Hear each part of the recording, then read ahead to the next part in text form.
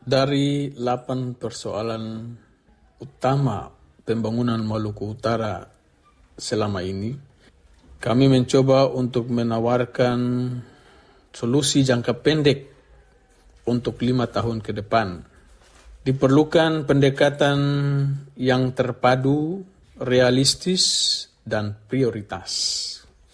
Langkah prioritas dan solusi konkret yang harus dilakukan: pertama, pembangunan infrastruktur dasar yang merata dan fungsional dengan target paling tidak 90% ruas jalan provinsi yang belum teraspal dilakukan pengaspalan. Saat ini ada 670 km yang belum teraspal dari total jalan provinsi 1.276 km. Kemudian, seluruh ibu kota kecamatan menuju ibu kota kabupaten harus terhubung jalan aspal, kapal laut atau perintis, dan akses internet. Kemudian, perlu tersedianya pelabuhan perintis dan koneksi udara rutin ke seluruh kabupaten. Solusinya, pertama, audit infrastruktur jalan pada tahun ini di setiap tingkatan pemerintah daerah.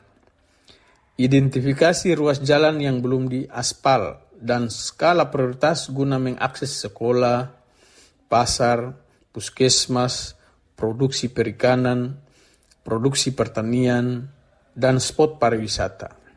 2. Skema pembiayaan kombinasi. Gunakan APBD, KPBU, DAK, dan pinjaman lunak BUMN berupa PT SMI atau BPT. 3. Program Satu Pelabuhan Satu Pulau. Bangun pelabuhan logistik mini di pulau terpencil yang menjadi lumbung ikan dan pertanian. Keempat, jaringan fiber optik provinsi.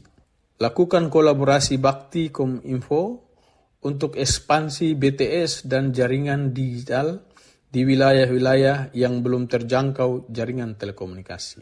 Kedua, pendekatan keadilan SDA dan ekonomi rakyat. Dengan target 50% investasi tambang harus menyerap tenaga kerja lokal dan harus membangun kemitraan dengan UMKM lokal.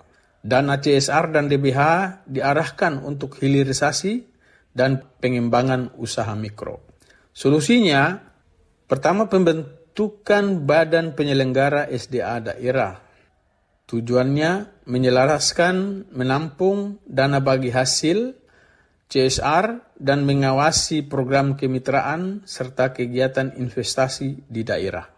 2. Regulasi zona industri tambang, perikanan, pertanian, dan pariwisata. Membuat regulasi yang mengatur kewajiban hilirisasi dan mendukung sektor perikanan, pertanian, dan pariwisata. 3. Mempermudah kredit mikro untuk petani, nelayan, dan UMKM. Kolaborasi dengan BUMDes, Bank Daerah, dan BLU Kementerian KKP atau ESDM. 4. Transparansi izin tambang dan CSR. Bangun dashboard publik untuk pemantauan kontribusi sektor ekstraktif. Langkah ketiga atau prioritas ketiga adalah pelayanan dasar berkualitas. Dengan target seluruh desa memiliki tenaga guru dan tenaga kesehatan tetap. Semua sekolah dan puskesmas berbasis digital dan konektivitas internet. Solusi 1. Rekrutmen ASN khusus daerah terluar dan terisolasi.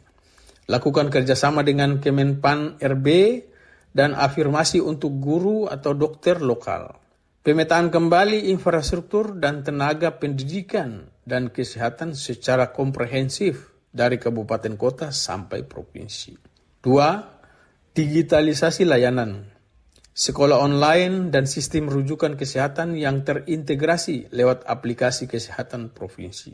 3. Insentif daerah terpencil. Berikan tunjangan tambahan untuk ASN yang bertugas di pulau terluar dan daerah yang terisolasi. Langkah keempat, adalah reformasi tata kelola pemerintahan dengan target semua pemerintah daerah pada setiap tingkatan, baik OPD provinsi, kabupaten kota, agar bisa menerapkan e-planning dan e-budgeting. Ada langkah upaya penurunan indeks persepsi korupsi daerah. Solusinya, 1. Digitalisasi total proses pemerintahan. Berusaha menggunakan SIPD, Sakip, dan e-kinerja secara terintegrasi di pemerintahan daerah. 2. Forum transparansi pembangunan.